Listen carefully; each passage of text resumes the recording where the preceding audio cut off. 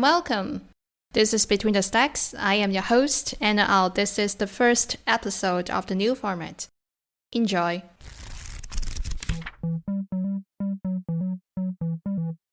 The Magicians is a 5-season series adapted from Lev Grossman's trilogy of the same name. The show tells the dark and visceral story of a group of young people in their 20s discovering and honing the magic at the graduate school Brickville's University for Magical Pedagogy in hopes of becoming a master magician someday. I love this show. It is satisfying to watch because the plot development and characters fit so well together. The characters bear the consequences of the actions.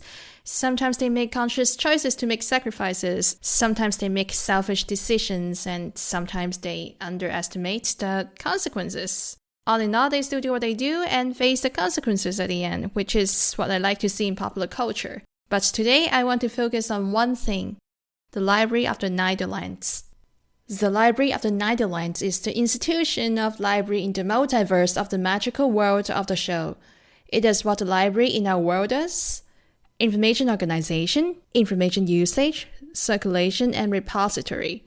It has an impressive collection of the books ever written in both the magical world and the mortal world, and the books about the entire lives of everyone in the multiverse.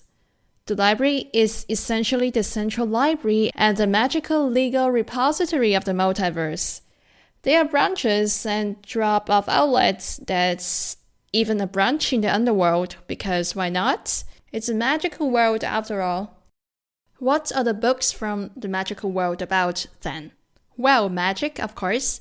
There are books across languages and cultures about magic spells and rituals, magical flora and fauna, magical illnesses, magical artifacts and devices, history of magic, and even statistics of magical circumstances.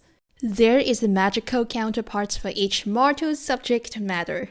When the university or personal collection cannot provide the magicians the knowledge they need for their shenanigans, they go to the Library of the Neitherlands. And I became mesmerized with the show because that is a fantastical analog to how dedicated libraries in our world are to collection development in order to satisfy users' diverse information needs. At the Library of the Neitherlands, there is a section called Poison Room. The air inside is toxic, and prolonged exposure is lethal. But the poison in the air is not even the real poison. It is just a fail-safe to contain the real poison in Poison Room. Then, what is the real poison? What is so toxic that calls for such desperation? It is knowledge that is deemed by the governing council of the Order of the Library to be too dangerous to be known by anyone. Because the governing council believes some knowledge enables harmful magics. It removes certain books from society to prevent the destruction of the magical world and the mortal world.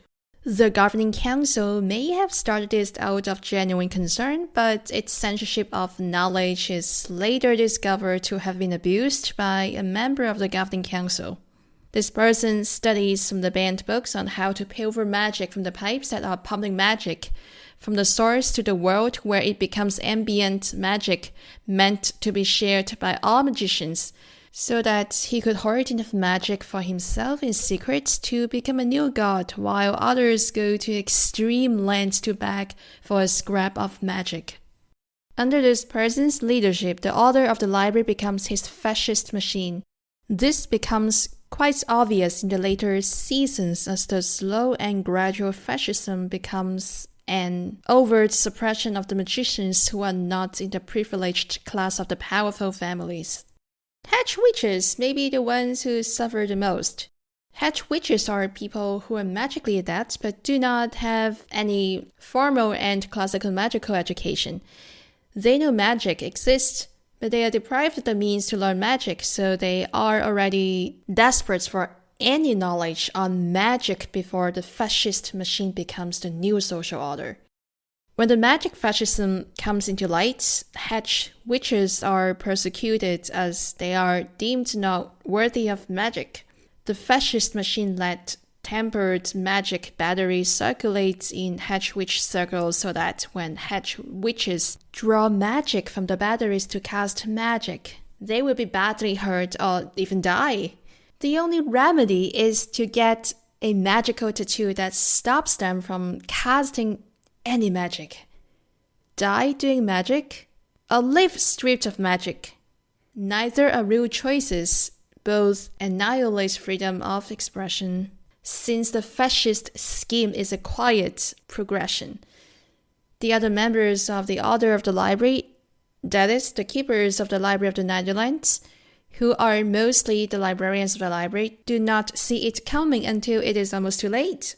They are supposed to be the guardians of knowledge of all kinds, and they believe in the value of the mission, but now they realize what they have been doing maintains the access inequality of knowledge and the literal flow of ambient magic.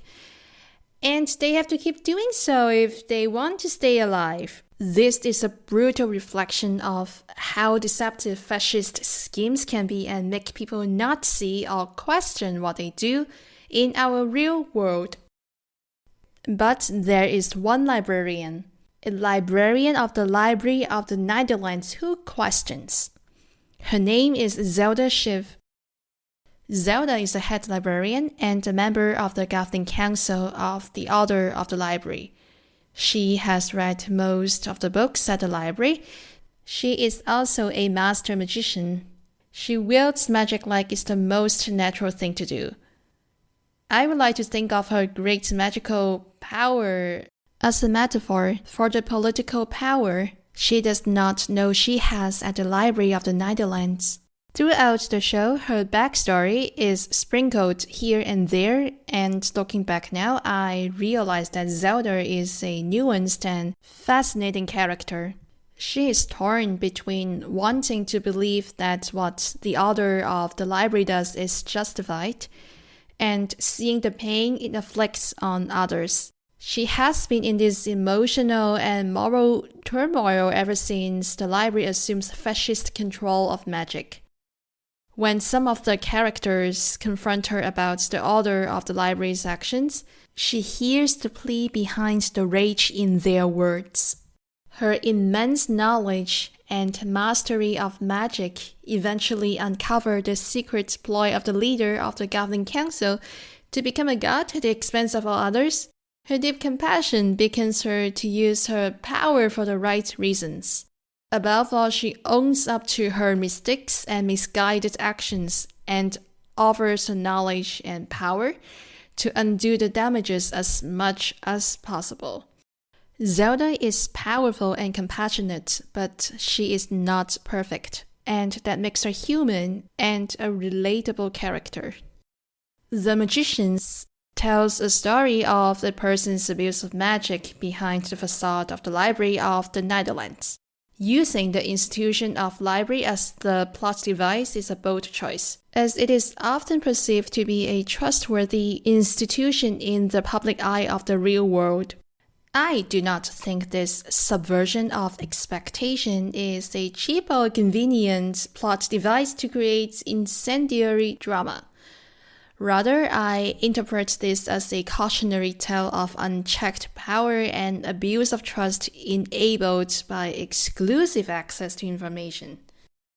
Knowledge itself is neutral, but people's thoughts and actions enabled by the knowledge is not. And they can be harmful and dangerous without guidance, just like magic. Have you watched or read The Magicians? Do you like it? What other popular culture you want to hear about? Let me know. You can find me at www.betweenthestacks.org. Email me to betweenthestacks.thepodcast@gmail.com or follow me at between_stacks on Twitter. Stay tuned and subscribe. See you in the next one. Bye!